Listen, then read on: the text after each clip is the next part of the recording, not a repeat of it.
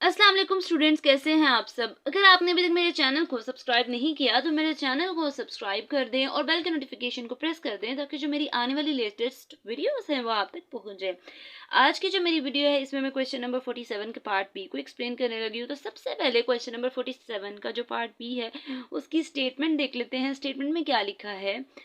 मेरे पास जो क्वेश्चन है जो हम लोगों ने ए पार्ट किया उसमें क्या था, ए क्रॉस बी क्रॉस सी था। मतलब जो ब्रैकेट थी वो किस पे थी, बी क्रॉस सी पे। यहाँ पे थोड़ी सी मेरे से गलती हो गई थी। जो मेरे पास अब पार्ट बी है इसमें मैंने क्या करना है, मेरी ब्रैकेट किसके साथ है, ए क्रॉस बी के साथ ब्रैकेट है। ठीक है, अगेन देख लें, मेरी ब्रैकेट किसके साथ है, ए क्रॉस बी के साथ ब्रैकेट है और क्रॉस सी जो है अलहदा से मेरे पास नंबर है which is equal to B A dot C minus A B dot C के इक्वल। हम लोगों ने इस चीज़ को प्रूव करना है। क्वेश्चन मेरे पास ये है और ये बी पार्ट जो ब्लू मार्कर से है यहाँ से इसका सोल्यूशन स्टार्ट होके लास्ट तक है। ठीक है, अब देखें सबसे पहले जो मेरे पास ए क्रॉस बी क्रॉस सी है उसको अगर मैं इस तरह से लिखूं तो क्या लिखा जा सकता है इस तरह से। ये मैंने अगेन वही क्वेश्चन लिख दिया है। वो कहते हैं कि अगर हम क्रॉस प्रोडक्ट में देखें तो क्रॉस प्रोडक्ट में जब हम लोग मतलब कोई दो वैल्यूज का क्रॉस प्रोडक्ट सेंटर में आ जाए तो वो ए क्रॉस बी, अगर इस पूरी वैल्यू को आप ए लेट करो तो ये ए क्रॉस बी किसके इक्वल होता था, माइनस बी क्रॉस ए के। ठीक है, तो सेम वही वाली प्रॉपर्टी उन्होंने यहाँ पे यूज किया। ये कॉम्यूटेटिव लॉ है कि अगर मेरे पास ए क्रॉस बी है क्रॉस सी है तो वो किसके इक्वल आएगा, माइनस सी ए क्रॉस बी के। ठीक है, मतलब माइनस ए क्रॉस बी के इक्वल आ जाएगा। अगर ये वाली टर्म मेरे पास इसको फुलफिल करती है तो जब मैं इसको इस तरह से एक्सपैंड करूंगी, मतलब यहाँ पे भी एक प्रॉपर्टी ही यूज हुई है कि अगर मेरे पास दो वैल्यूज हैं दोनों के दरमियान में क्रॉस प्रोडक्ट आ रहा है तो जब मैं उनको डॉट प्रोडक्ट के फॉर्म में एक्सपैंड करूँ तो कुछ इस तरह से फॉर्मूला आएगा मेरे पास। माइनस फर्स्ट वैल्यू क्या है ए, मतलब इसका डॉट प्रोडक्ट जो मेरे पास फर्स्ट वैल्यू है इसका डॉट प्रोडक्ट इस लास्ट वैल्यू के साथ और ये साथ ऐसे ही मल्टीप्लाई हो जाएगा, माइनस लास्ट वाली वैल्यू एज इट इज और इसका डॉट प्रोडक्ट इस वाली के साथ ले लिया जाना है। ठीक है, फिर वो कह रहे हैं कि यहाँ पे मेरे पास जो वैल्यू है अगर मैं ये माइनस है बाहर तो माइनस अंदर मल्टीप्लाई हो तो ये माइनस इसके साथ आ जाएगा और माइनस माइनस मिलके प्लस बन जाएगा।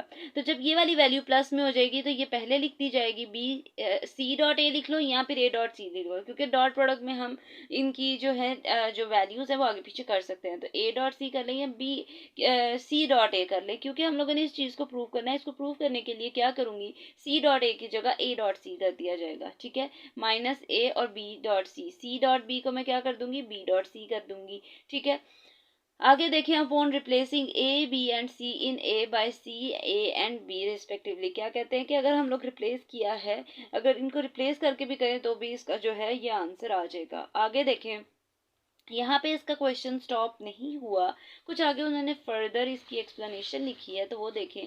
Note that A cross B cross C is not equal to A cross B cross C, i.e. the associative law for vector cross products is not valid for all the vectors A, B, C। क्या कह रहे हैं कि जिस तरह से commutative law hold नहीं करता कि अगर मेरे पास A क्रॉस B किसके इक्वल आ जाए, बी क्रॉस ए के लिखा नहीं जाता क्रॉस प्रोडक्ट के अंदर, तो ये इसके अलावा जो वेक्टर प्रोडक्ट की मेरे पास एक और प्रॉपर्टी है वो ये है कि एसोसिएटिव लॉ भी होल्ड नहीं करता कि अगर ए क्रॉस मतलब पहले फर्स्ट टू के बाद वैल्यू आ ब्रैकेट आ जाए और इस तरह से लिखा जाए, तो वो कहते हैं कि अगर क्रॉस प्रोडक्ट के अंदर हम एसोसिएटिव लॉ देखें तो वो वैलिड नहीं करता वेक्टर्स ए बी सी के अंदर। ठीक है, मतलब इन वेक्टर्स के लिए ये वाला जो मेरे पास लॉ है ये होल्ड नहीं करता। ठीक है, ये तो था क्वेश्चन नंबर 47 पार्ट बी। अब हम मूव कर रहे हैं क्वेश्चन नंबर 48 पे। 48 भी बहुत ज़्यादा इजी है। सबसे पहले क्वेश्चन नंबर 48 का जो क्वेश्चन है उसको देख लेते हैं। क्वेश्चन में क्या लिखा है, prove A cross B dot C cross D is equal to A dot C B dot D minus A dot D B dot C. अब हम लोगों ने क्या करना है, जो मेरे पास पूरा क्वेश्चन है उसको मैंने लेट कर लेना है।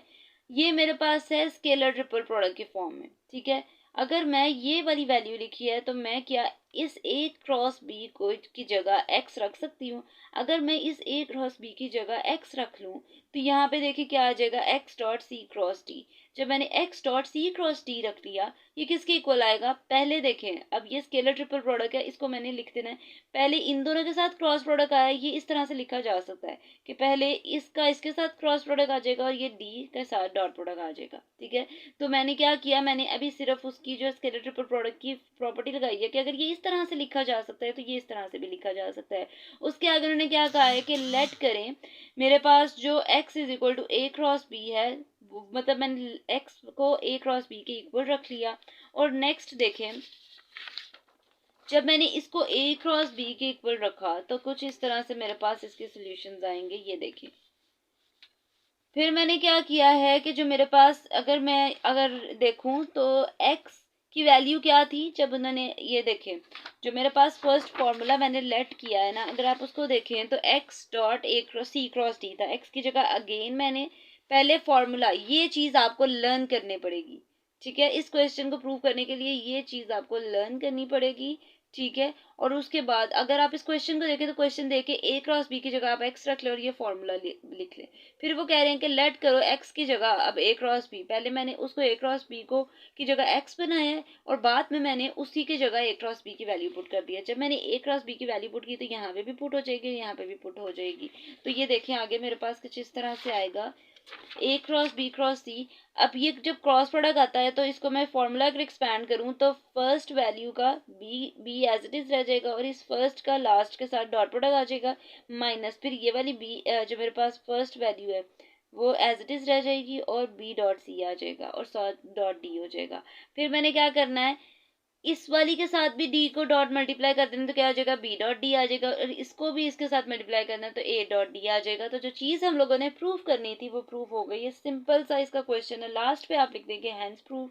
सिंपल सा है, क्या करना है, पहले आपने a क्रॉस b को जो फॉर्मूला बनाना है वो कैपिटल X के साथ बनाना है। और क्योंकि मैं इसको सिंगल टर्म क्यों रखा था, क्योंकि मुझे पता है स्केलर ट्रिपल प्रोडक्ट में पहली वैल्यू आती है a dot b cross c या फिर बी डॉट ए क्रॉस सी, इस तरह से वो आता है, ठीक है। यहाँ पे एक्स ए क्रॉस सी डॉट डी, इस तरह से स्केलर ट्रिपल प्रोडक्ट आता है। तो उसको करने के लिए मैंने वो जो डबल टर्म थी यूज हो रही, उसकी जगह मैंने एक्स रख लिया।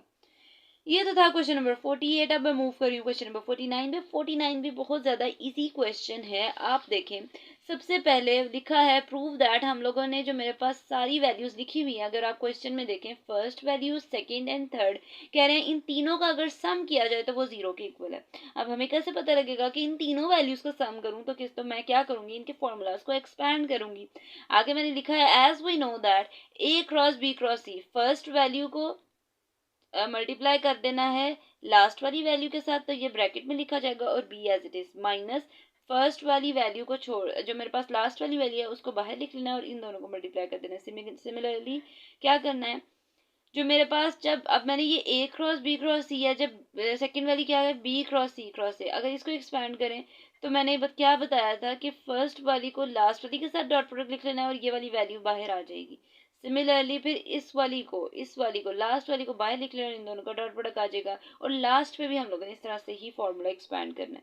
फिर उन्होंने क्या कहा है कि अब इन तीनों का सम कर लें, लेफ्ट हैंड साइड पे भी चीज़ों को प्लस कर लें और राइट हैंड साइड पे सारी वैल्यूज़ को प्लस कर लें। मैंने क्या लिखा है, एडिंग ऑल दीज वैल्यूज़। अब ये जो मैंने लेफ्ट हैंड साइड पे लिखा है ये मुझे लगता है इस पे नहीं आ रहा, अगर मैं इस तरह से दिखाऊं तो जो मेरे पास लेफ्ट हैंड साइड का सोल्यूशन आया वो ये वाली सारी वैल्यूज को सम करके किसके इक्वल आया, इन सब का सम के इक्वल आ गया।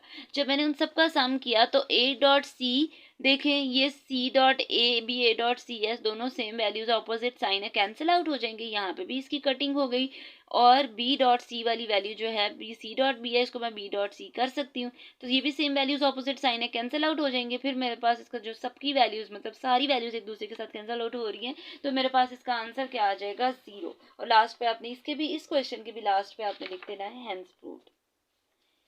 ये दीजिए आज की मेरी वीडियो। होपफुली आपको मेरी वीडियो अच्छी लगी होगी। अगर आपको मेरी वीडियो अच्छी लगे तो वीडियो को लाइक करें और सब्सक्राइब करना मत भूलिएगा। तो इंशाल्लाह जो नेक्स्ट वीडियो होगी वो फर्दर क्वेश्चन से रिलेटेड होगी।